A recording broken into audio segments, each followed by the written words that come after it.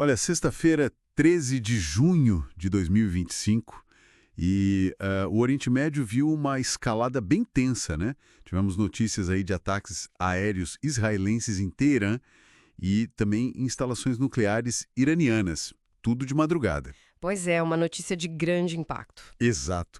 E para a gente tentar entender melhor o que está acontecendo, né, e as possíveis leituras disso, vamos mergulhar hoje na análise do Pascal Lotas. Ele é um especialista em estudos de neutralidade, sabe? Ligado lá ao ACEDA Institute for Advanced Study, em Tóquio, e também ao site neutralitystudies.com. Sim, a perspectiva dele é bem interessante. Então, nossa conversa hoje vai focar muito no que ele traz na visão dele sobre esses eventos mais recentes. Isso, a análise do Lotas, ela não olha só para os fatos que foram reportados, mas principalmente para as motivações por trás e como o conflito está sendo, digamos, apresentado, enquadrado. Enquadrado. Boa palavra. E um ponto-chave que ele levanta é justamente o uso daquele conceito de guerra justa, sabe? Para tentar justificar essas ações. A experiência dele com estudos de neutralidade ajuda muito a entender como os países tentam legitimar suas ações no cenário internacional. Entendi. Então vamos aos detalhes que essa análise do Lotas aponta. Pelo visto, o ataque foi grande, né? Falam num volume de mísseis sem precedentes, talvez até caças envolvidos. É o que a fonte indica, sim. E os relatos são de danos bem sérios em Natanz, que é uma instalação nuclear importante, e também em alvos lá na capital, Teherã. Uhum. A fonte que ele usa para análise menciona também baixas, né? Inclusive de gente importante, altos oficiais militares iranianos. Nomes como o General Salami, Major-General Bagheri, cientistas nucleares também, e civis, infelizmente, até crianças, e danos em prédios residenciais. São informações bem pesadas. E aí vem a justificativa oficial que foi dada, né? Segundo a fonte, com base em declarações de Israel, foi classificado como um ataque preventivo. Preventivo. Contra o quê, exatamente? A alegação seria uma ameaça iminente ligada à suposta capacidade do Irã de desenvolver armas nucleares muito rápido. Chegaram a falar em 9 bombas. Nossa. E é aí que o Lotas faz a conexão com a teoria da guerra justa, que é basicamente um conjunto de ideias, de princípios éticos e legais que tenta definir quando usar a força militar seria aceitável, legítimo, né? Certo. Essa teoria já foi usada antes, né? Lembro do Iraque em 2003. Exatamente. É um referencial importante nesse tipo de debate. E o Lotas, como ele interpreta essa justificativa de ataque preventivo dentro dessa teoria? Ele concorda? Então, aí é que tá. De acordo com a fonte, o Lotas contesta e contesta forte essa ideia de preventivo contra uma ameaça iminente. Ah, é. Por quê? Ele argumenta que faltam provas para sustentar essa urgência toda. Por exemplo, não tinha sinal de mobilização militar iraniana ali na fronteira, nada disso. E um ponto que ele considera crucial.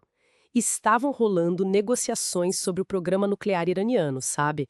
Com os Estados Unidos envolvidos, tinha até uma reunião marcada em Omã. Poxa, então tinha diálogo em andamento. Exato. Por isso, para ele, na visão do Lotas, isso caracteriza o ataque como uma agressão não provocada.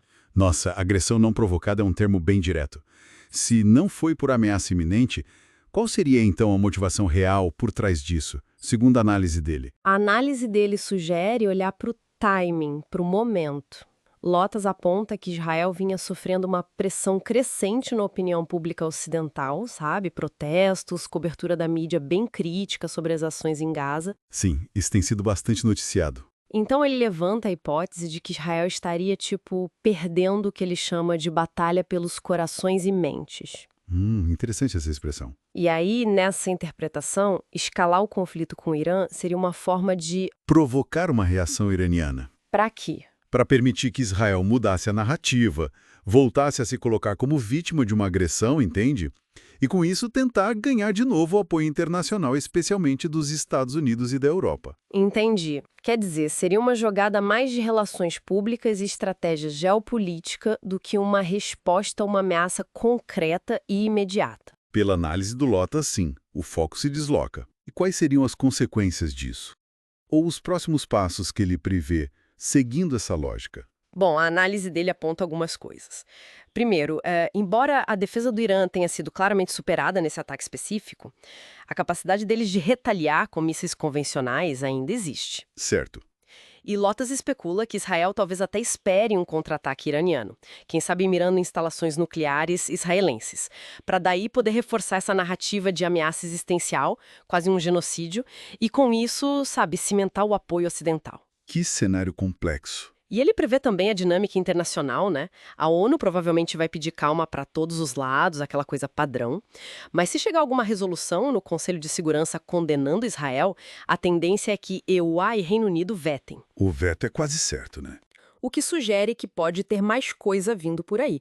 A situação pode continuar se desenrolando. E a posição dos Estados Unidos nisso tudo? Segundo a fonte que Lotais analisa, a posição oficial americana é de que foram informados, mas não estavam diretamente envolvidos na ação. Entendido. Então, para a gente recapitular a perspectiva central da análise do Lotais que a gente discutiu, ele vê esse ataque como não provocado, muito mais ligado a uma situação de imagem de relações públicas de Israel do que a uma ameaça nuclear real e imediata. E com o objetivo de escalar o conflito para mudar a narrativa internacional. Exatamente essa a linha. E a forma como ele destaca o uso da linguagem da guerra justa para justificar a ação, isso nos leva a uma reflexão final, né? Baseada nessa análise dele. Qual seria? Como esses conceitos teóricos e a própria linguagem são ferramentas poderosas em tempos de conflito, né? Que peso eles têm para construir a legitimidade de uma ação militar aos olhos do mundo?